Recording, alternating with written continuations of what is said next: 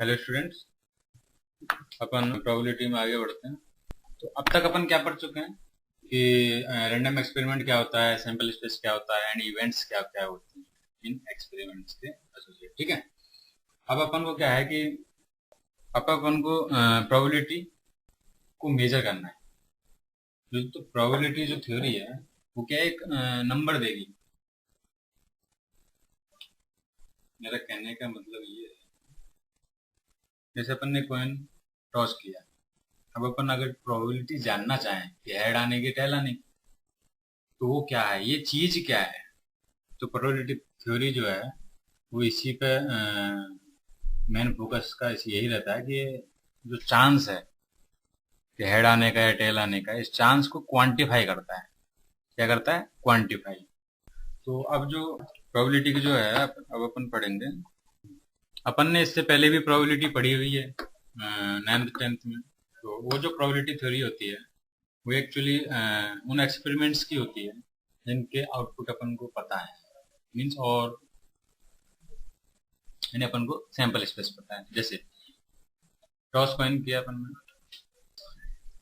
एक coin toss किया, तो अपन क्या करेंगे, हेड आएगा टेल आएगा, अपन को पता है दोनों आउटपुट। एक डाई थ्रो किया अपन ने, तो जितने भी आउटपुट हैं वो सारे पता है अपन को।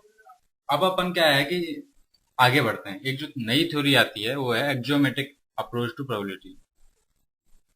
एक्जियोमेट्रिक अप्रोच टू प्रोबेबिलिटी। ये अपन की जो थ्योरी है वो क्या कहती है वो देखते हैं अपन। ठीक है। इसमें क्या है कि प्रोबेबिलिटी को डिफाइन किया किसी भी इवेंट, किसी भी इवेंट की प्रोबेबिलिटी निकालनी है अपन को। अब अपन क्या करेंगे कि कुछ एक्सियोम्स या रूल्स हैं जिनको अपन को देखना है।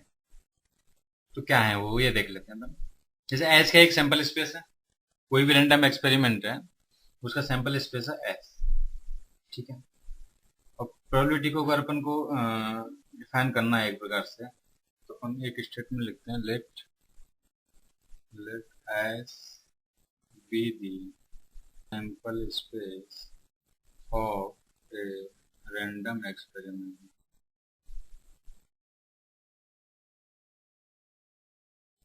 The probability P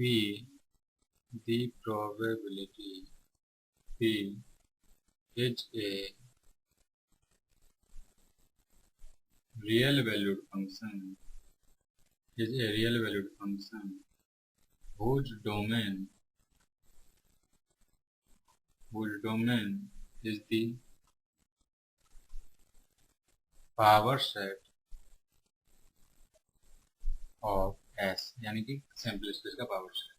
एंड और रेंज की अगर मैं बात करूं तो एंड रेंज इज क्या हो जाएगा, 0 to 1 float interval satisfying the following exams।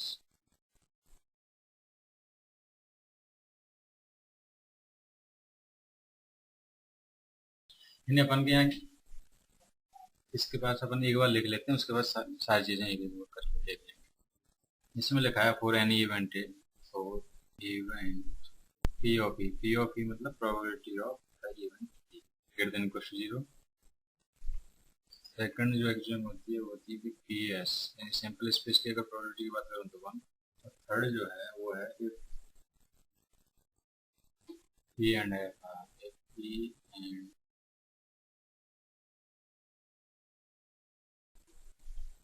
exclusive, mutually exclusive events, then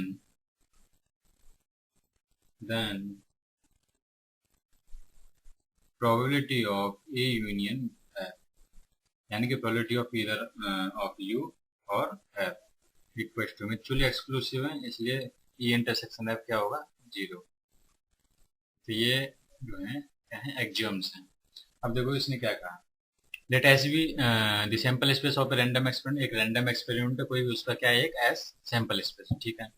probability P is a real valued function. एक पी को क्या है, पी क्या है, एक फंक्शन को डिफाइन किया उसने जिसका डोमेन क्या होगा, पावर सेट ऑफ एस। तो अपन पावर सेट पता ही है, एस एक क्या है, सैंपल स्पेस सेट है, उसका जो पावर सेट होगा वो इस जो भी ये प्रोबेबिलिटी फंक्शन है उसका क्या होगा, डोमेन होगा। रेंज की अगर मैं बात करूं तो इसकी होगी फ्लूइड इंटरवल 0 to 1, यानी कि मिनिमम 0 हो सकता है, मैक्सिमम 1 हो सकता है। मिनिमम 0 कब होगा, जब मतलब चांसेज ही नहीं है उसके। 1 कब होगा, जब मैक्सिमम मतलब सैंपल स्पेस, यानी कि उनमें अब सैंपल स्पेस का तो होगा ही हमेशा। मतलब मेरा कहने का मतलब ये है कि कोई भी इवेंट की मैं बात कर रहा हूँ तो उसके होने की जो प्रोबेबिलिटी है वो क्या है कि उसके जो एलिमेंट्स हैं वो आ रहे हैं या नहीं आ रहे हैं। तो सैंपल स्पेस का तो मतलब ही यही है कि ऑल पॉसिबल आउटकम्स। अब ऑल पॉसिबल आउटकम्स में से एक ना एक तो आएगा ही हमेशा, इसलिए जो सैंपल स्पेस की प्रोबेबिलिटी है वो 1 होती है।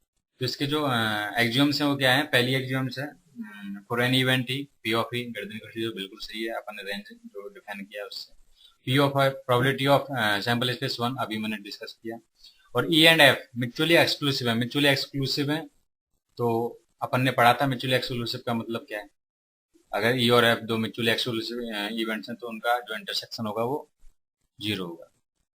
तो म्यूचुअली एक्सक्लूसिव अगर ई एंड एफ तो उनकी जो प्रोबेबिलिटी है, अगर अपन कहें कि ई यूनियन एफ यानी कि इधर ई और एफ, तो उसकी जो प्रोबेबिलिटी होगी वो होगी P of E plus P of F, यानी प्रोबेबिलिटी ऑफ एफ। थर्ड से अपन एक चीज कह सकते हैं कि प्रोबेबिलिटी ऑफ नल सेट 0 होगा। यहां से अपन क्या कह सकते हैं, प्रोबेबिलिटी ऑफ नल सेट 0 होगा। प्रोबेबिलिटी ऑफ नल सेट 0 होगा, यानी मैं क्या कह रहा हूं, फ्रॉम 3 क्या कह सकते हैं, प्रोबेबिलिटी ऑफ नल सेट 0 होगा। कैसे, मान लो मैंने ई को तो ले लिया ई और एफ को ले लिया फाई। अगर अपन ने फाई एफ को फाई ले लिया तो अपन क्या करेंगे, तो P of E union phi क्या हो जाएगा, पी ऑफ ई। अब मुझे पता है ई और फाई दोनों आपस में म्यूचुअली एक्सक्लूसिव होंगे, एक्सियोम 3 यूज में ले सकते हैं, तो P of E plus P of phi लिख सकते हैं। और किसी भी नल सेट का अगर किसी भी सेट के साथ अगर अपन यूनियन ले रहे हैं तो यूनियन का जो यूनियन है वो सेट एट सेल्फ होगा, यानी अपन इसको क्या दे सकते हैं, P of E equals to P of E plus P of probability of phi. तो यहाँ से ये कैंसिल आउट होगी, जो प्रोबेबिलिटी ऑफ फाई है वो अपना निकल गया 0। यानी अगर मैं बात करूं प्रोबेबिलिटी ऑफ फाई का क्या मतलब है कि प्रोबेबिलिटी ऑफ नल सेट का मतलब है, तो प्रोबेबिलिटी ऑफ फाई का मतलब ये है, अगर ये 0 हो रही है तो पी ऑफ फाई 0 है। इसका मतलब क्या है कि किसी भी सैंपल स्पेस से जो भी आउट जाएगा, जिसका भी एलिमेंट, सारे एलिमेंट्स आउट जा रहे हैं, उसका इसको अपन एक और नाम देते हैं इम्पॉसिबल इवेंट। क्या देते हैं, इम्पॉसिबल। ये अपन ने पहले भी पढ़ा होगा। अब इन्हीं चीजों को जो एक्सोमेटिव डेफिनेशन है उससे अपन कुछ और चीजें डिफाइन करते हैं। अब अपन क्या करते हैं, let S be sample space है, तो सैंपल स्पेस लेट एस एक सैंपल स्पेस है अपना, तो सैंपल स्पेस को अपन डिनोट कर रहे हैं जिसके एलिमेंट्स हैं ओमेगा 1 ओमेगा 2 से लेके ओमेगा एन। तो अपन यहाँ से जो चीजें नोट कर सकते हैं, एक्सोमेट्रिक जो प्रोबेबिलिटी है वहां से वो कर सकते हैं अपन। पहली पी ऑफ डब्ल्यू वाई, यानी कि किसी भी एलिमेंट की अगर मैं प्रोबेबिलिटी निकालनी है मुझे, तो या तो मिनिमम 0 होगी या फिर 1 होगी हर एलिमेंट के लिए, फॉर ईच एलिमेंट। यानी कि ये जो है एस को बिलोंग कर सैंपल स्पेस को। सेकंड में क्या कह सकता हूँ कि probability of omega 1 probability of omega 2 से लेके सब जितने भी एलिमेंट हैं सबका अगर अपन सम करते हैं सारे एलिमेंट्स का तो वो निकल जाएगा 1। थर्ड जो है वो है फॉर एनी इवेंट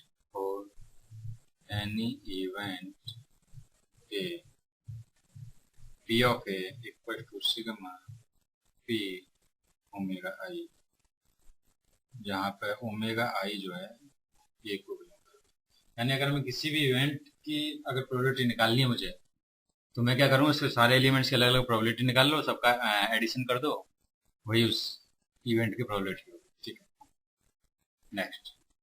अब यही जो चीजें इन्हीं को अपन को यूटिलाइज करना है। अब बात आती है, जैसे अपन ने कोई भी कॉइन टॉस किया, क्या किया, कॉइन टॉस किया, तो या तो हेड आएगा टेल आएगा। ये तो अपन को पता है, या तो हेड आएगा टेल आएगा। तो इवेंट जो अपना एक्सपेरिमेंट है क्या है, coin toss, tossing a coin. तो या तो जो सैंपल स्पेस है वो क्या बनेगा अपना, या तो हेड या टेल। अब मैं बात करूं प्रोबेबिलिटी हेड की, तो अपन क्या कर सकते हैं, इसको असाइन करना है। अपन क्या कर सकते हैं, इसको प्रोबेबिलिटी असाइन कर सकते हैं, दोनों को हाफ हाफ कर सकते हैं। अगर आप असाइन कर रहे हैं तो दोनों का देखो सम कितना आ रहा है। ये जो कंडीशंस हैं इनको फुलफिल करना चाहिए। तो पहली और सेकंड 0 से 1 के बीच में ये भी 0 से 1 के बीच में सही है। उन दोनों का जो सम है वो पहले 1 के इक्वल आना चाहिए, तो हाफ प्लस हाफ 1 होता है। सिमिलर वे में और इनका असाइनमेंट क्या हो सकता है, और क्या ले सकते हैं अपन, P of H equal to, suppose मैंने ले लिया 3/5 और पी ले लिया मैंने 2/5। इन दोनों का ऐड करूंगा तो भी 1 आएगा, और दोनों का जो 0 से 1 के बीच में ही लाई करते हैं। तो ये अपना क्लियर हो गया। नेक्स्ट, अब जो क्वेश्चन से पूछे जाएंगे उनमें क्या होगा कि जैसे तुम्हें दे दिया कि लेट सैंपल स्पेस ये है और फॉलोइंग जो असाइनमेंट है वो पॉसिबल है या नहीं है, तो उसको अपन को चेक करना है। तो अपन क्या करेंगे, सिंपली अपन ये देख लेंगे कि जो सम दे रखा है, जितनी भी प्रोबेबिलिटीज हैं वो सारी की सारी जो प्रोबेबिलिटी है 0 से 1 में लाई करनी चाहिए, उनका जो सम है वो 1 होना चाहिए, बस और कुछ नहीं करना है। जैसे अपन को एक क्वेश्चन दिया है, late a sample space be as equal to omega 1 omega 2 से लेकर omega 6, which of the following assignments of probabilities to each outcome are valid। और यहाँ पे तुम्हें आउटकम्स दिए, यहाँ पे जो आउटकम्स हैं W1 W2 W3 W4 W5 और W6, इनका जो असाइनमेंट है, जैसे अपन को पहला असाइनमेंट दिया है 1/6 सबका, सेकंड जो असाइनमेंट है वो है 1 सबका 0 बाकी सबका 0, थर्ड जो असाइनमेंट है वो है 1/12 1/12 1/6 1/6 1/6 और 3/2, और डी जो है वो दिया है अपन को सपोज 1/8 2/3 1/3 1/3 -1/4 -1/3। ये जो है अपना वो है। अब जो अपन जो कंडीशंस को फुलफिल करना है, बस दोनों कंडीशंस को और अपन देखते चलते हैं। पहला एग्जांपल, पहला जो असाइनमेंट है वो क्या है, 1/6 सबको, तो इन सबका अपन को पता है 0 से 1 के बीच में, 0 से 1 के बीच में इनका सबका सम, सब 1/6 है, तो 6 टाइम्स 1/6 एंड 6 इंटू 1/6 यानी कि 1 आ जाएगा सबका सम। 1 आ जाएगा तो अपना काम सही है, यही तो अपने को चाहिए था। इसका मतलब दोनों कंडीशन फुलफिल हुई, तो ये क्या है, वैलिड है असाइनमेंट। नेक्स्ट, नेक्स्ट जो है अपना वो है, उसमें भी सबका सम कितना है 1, और 0 से 1 के बीच में लाई कर रहे हैं, तो ये भी सही है। थर्ड, इसमें अगर मैं बात करूं तो 1/12 1/12 ये सही है, 0 से 1 ये भी 0 से 1 सही है, ये 0 से 1 ये 0 से 1, लेकिन ये 1 से बड़ा है, इसकी वजह से ये असाइनमेंट सही नहीं है, तो this assignment is not valid.